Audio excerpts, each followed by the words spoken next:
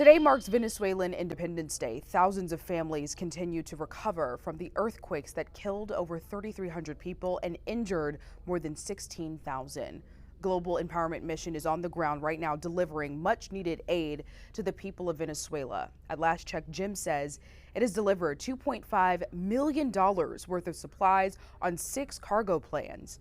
The organization says it remains committed to delivering over $35 million in aid over the next 6 months.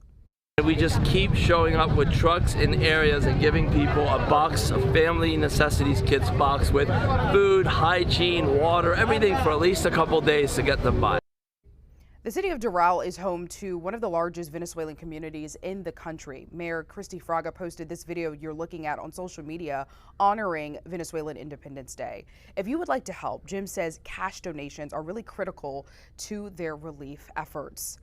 And we want to take you live now to Miami International Airport, where local first responders are expected to return tonight. They were sent to Venezuela to help with relief efforts. Urban Search and Rescue, Florida Task Force 1 and 2 worked alongside local first responders and other international organizations following the earthquakes. The groups are expected to arrive at Terminal J, and we will hear from them starting at 5 a.m. on CBS News Miami mornings.